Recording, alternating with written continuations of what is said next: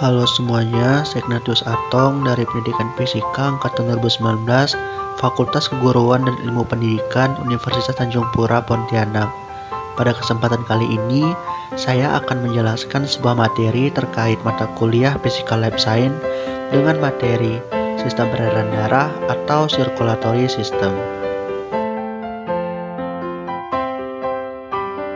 Nah, pada materi sistem peredaran darah, kita akan membahas 4 pokok materi. Yang pertama, sistem peredaran darah. Yang kedua, organ dalam sistem peredaran darah manusia. Yang ketiga, mekanisme sistem peredaran darah. Dan yang keempat, konsep fisika dalam sistem peredaran darah. Oke, langsung saja kita masuk pada pembahasan yang pertama, yaitu mengenai sistem peredaran darah. Nah, apa itu sistem peredaran darah? Jadi, sistem peredaran darah atau sistem kardiovaskular atau yang biasa disebut dengan sistem sirkulasi merupakan bagian dari kinerja jantung dan jaringan pembuluh darah. Lalu, ada 5 tugas utama dari sistem peredaran darah. Yang pertama, mengedarkan oksigen dan nutrisi ke seluruh sel dan jaringan tubuh. Yang kedua, membantu stabilitas suhu dan pH tubuh. Yang ketiga, mengeluarkan sisa proses metabolisme, contohnya seperti karbon dioksida melalui paru-paru. Yang keempat, menyalurkan berbagai hormon ke seluruh tubuh. Dan yang kelima, mempercepat proses pemulihan luka. Nah, selanjutnya pada pembahasan yang kedua, yaitu mengenai organ dalam sistem peredaran darah manusia. Apa saja sih organ yang berperan dalam sistem peredaran darah manusia? Nah, jadi ada 3 organ yang berperan dalam sistem peredaran darah manusia. Yang pertama ada jantung, yang kedua ada darah, dan yang ketiga ada pembuluh darah. Oke, pertama-tama kita bahas mengenai jantung. Nah, jadi jantung ini adalah salah satu organ dalam tubuh yang kerjanya non-stop dari awal hingga akhir kehidupan. Jantung terus berdetak sepanjang hidup untuk memompa darah ke seluruh tubuh melalui pembuluh darah. Nah, organ ini terletak di tengah rongga dada, tepatnya berada di belakang sisi kiri tulang dada. Ukuran dari jantung berkisar antara 200 sampai 295 gram atau kira-kira sebesar kepalan tangan. Selain fungsi utama jantung yang berperan dalam memompa darah, jantung memiliki fungsi lain, yaitu ada 3 fungsi. Yang pertama, memompa darah ke paru-paru untuk mengambil oksigen. Yang kedua, menerima darah dari seluruh tubuh. Dan yang ketiga, membantu membuang limbah sisa metabolisme berupa gas karbon dioksida. Nah, di sini bisa kita lihat bagian-bagian jantung yang terdiri dari bilik kiri, bilik kanan, serambi kiri, serambi kanan, dan masih banyak lagi bagian-bagian dari jantung. Kemudian kita akan bahas mengenai darah. Nah, apa itu darah? Darah adalah cairan yang terdapat pada semua makhluk hidup yang berfungsi mengirimkan zat-zat dan oksigen yang dibutuhkan oleh jaringan tubuh, mengangkut bahan-bahan kimia hasil metabolisme, dan juga sebagai pertahanan tubuh terhadap virus atau bakteri. Kemudian, fungsi dari darah itu diantaranya ada 7. Yang pertama, mengangkut gas pernapasan oksigen dan karbon dioksida dan nutrisi serta hormon. Yang kedua, mengangkut sisa metabolisme dari sel tubuh untuk dikeluarkan dari tubuh yang dilakukan oleh plasma darah. Karbon dioksida dikeluarkan melalui paru-paru dan urea dikeluarkan melalui ginjal. Yang ketiga, mengatur derajat keasaman atau pH dan komposisi cairan interstisial atau cairan jaringan.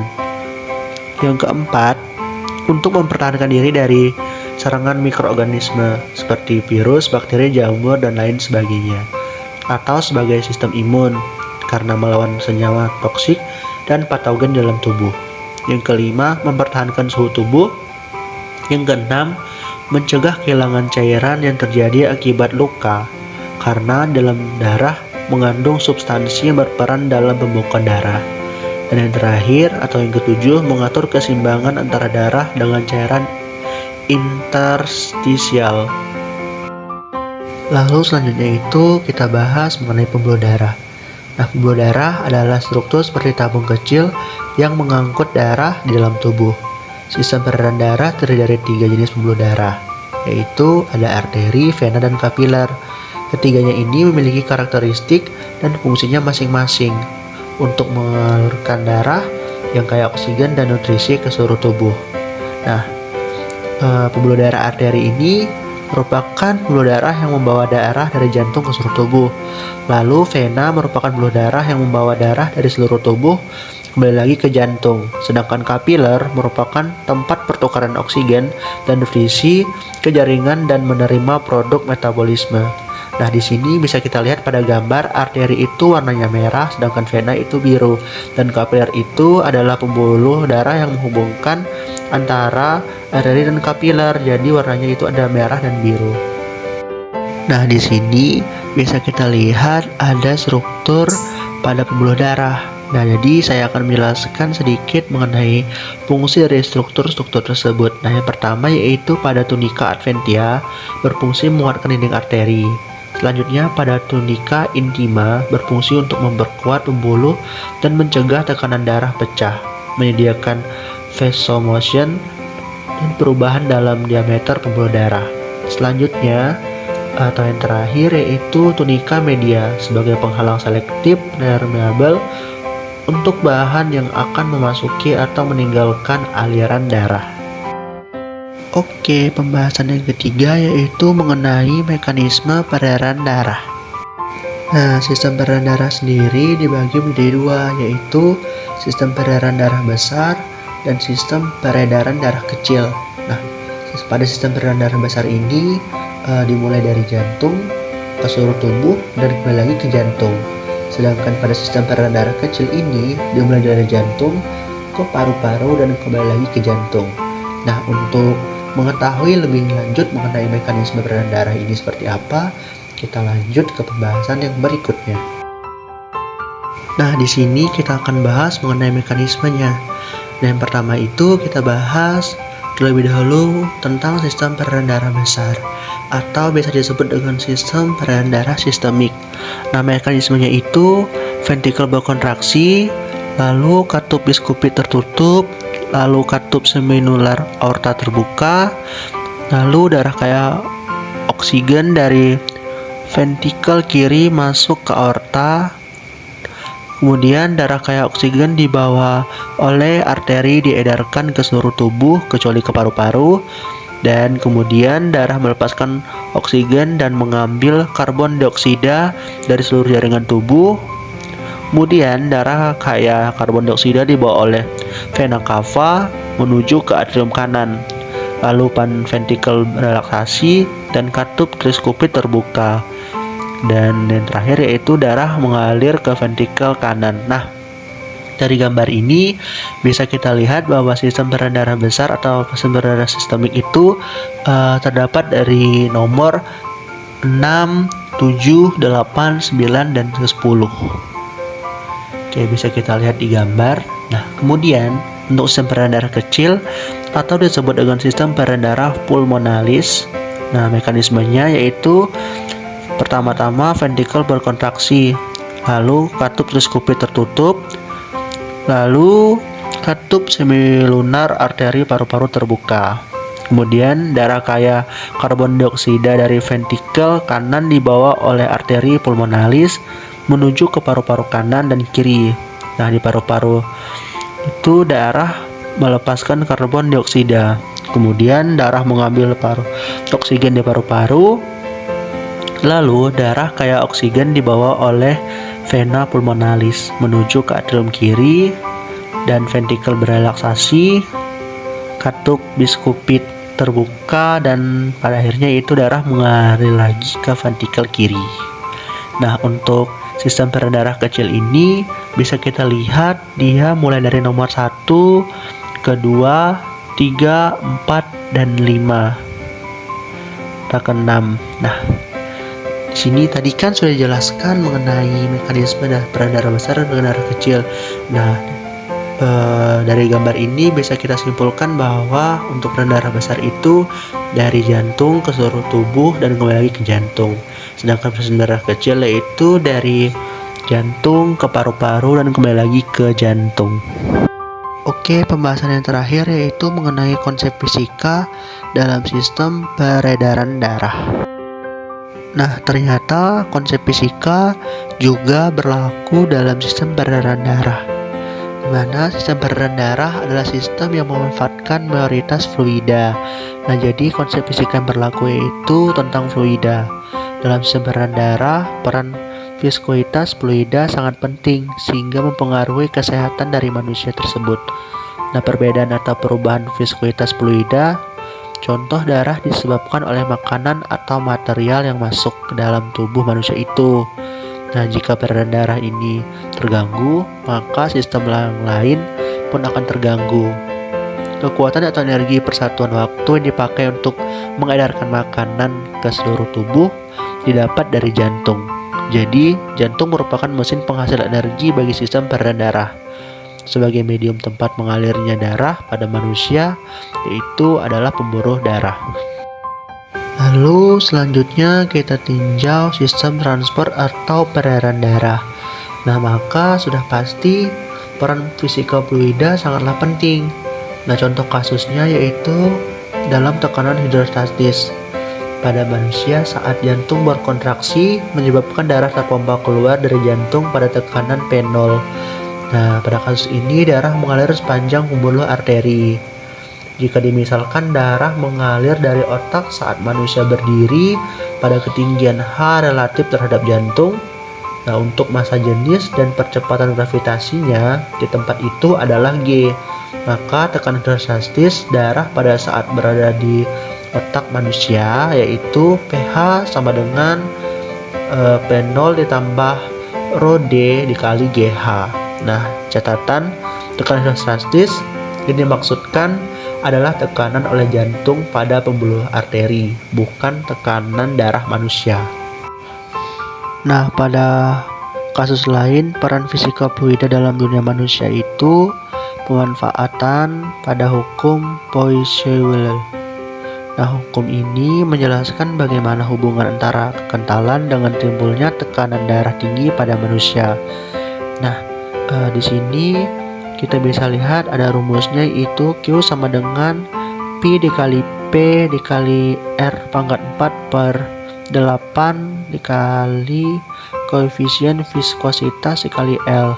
Nah, dari persamaan di samping dapat kita ketahui bahwa Q adalah debit darah pada pembuluh darah, sedangkan koefisien viskositas adalah kekentalan dan P adalah tekanan darah yang timbul. Nah, dari persamaan ini kita bisa ketahui bagaimana cara menurunkan tekanan darah agar sesuai yang diinginkan dengan melihat kekentalan dan lebar atau jari-jari pembuluh darah, yaitu R. Nah, pembahasan terakhir kita pada kali ini yaitu mengenai perhitungan fluida di sistem peredaran darah. Nah, di sini ada dua soal. Yang pertama yaitu dalam rangka mengetahui tekanan hidrostatis darah, seorang diberikan kasus. Nah, jika jantung seorang berkontraksi, darah keluar dari jantung dengan tekanan 120 cm Hg. Nah, darah mengalir melalui arteri menuju otak. Jika ketinggian otak dari jantung 40 cm, massa jenis darah 0,001 gram per milimeter. Berapakah tekanan hidrostatis darah orang tersebut? Nah, dengan G sama dengan 10 meter per sekon kuadrat. Nah, dari soal tersebut dapat kita kerjakan atau kita selesaikan dengan persamaan, yaitu pH atau tekanan hidrostatis sama dengan P0 ditambah rho D dikali GH. pH sama dengan P0 yaitu 1200 ditambah negatif 0,001 dikali 1000 dikali 400. Nah, tekanan hidrostatis yaitu 1200 dikurangi 400. Nah, jadi diperoleh bahwa tekanan hidrostatisnya yaitu 800. Nah, kemudian untuk soal yang kedua, berapa penambahan beda tekanan yang dibutuhkan untuk memompa darah seorang dengan debit aliran yang tidak berubah jika pembuluh darah menyempit menjadi setengah kali karena timbulnya kolesterol. Nah, untuk soal yang kedua ini dapat kita kerjakan atau kita selesaikan dengan rumus yang kedua, yaitu Q sama dengan P dikali P dikali R pangkat 4 per 8 dikali koefisien viskositas dikali L. Nah, yang dicari itu adalah nilai P nya. Nah, jadi rumusnya kita bolak-balik saja, yaitu P sama dengan Q dikali 8 dikali koefisien viskositas dikali L per P dikali R pangkat 4. Nah, P0 sama dengan P1. Nah, jadi di sini nilai P0 nya itu sama dengan P1. Nah, kemudian Q dari 8 dikali koefisien viskositas dikali L per P dikali R0 pangkat 4 sama dengan Q dikali 8 dikali koefisien viskositas dikali L per P dikali R1 di pangkat 4. Nah, selanjutnya itu persamaan ini kita eliminasikan. Jadi yang sama tinggal kita coret. Nah, ada Q, ada 8, ada koefisien viskositas, ada P, dan juga ada L. Nah, jadi tersisa R1 pangkat 4 dengan R0 pangkat 4, sehingga delta P sama dengan R1 pangkat 4 per R0 pangkat 4. Nah, delta P sama dengan R1 yaitu nilainya 1 pangkat 4 per R0 yaitu 1/2 pangkat 4. Nah, jadi nilai tersebut kita pangkatkan sehingga diperoleh delta P sama dengan 1/1/16. Nah, kita hitung, jadi delta P sama dengan 16. Nah, jadi untuk perhitungan fluida ini dalam sistem peredaran darah kita dapat menggunakan dua rumus, yaitu pada tekanan hidrostatis pH sama dengan P0 dikali rho D dikali GH, dan Q sama dengan P kali P dikali R pangkat 4 per 8 dikali koefisien viskositas dikali dengan L. Oke, sekian pembahasan kita mengenai sistem peredaran darah. Sekian dari saya, terima kasih dan sampai jumpa.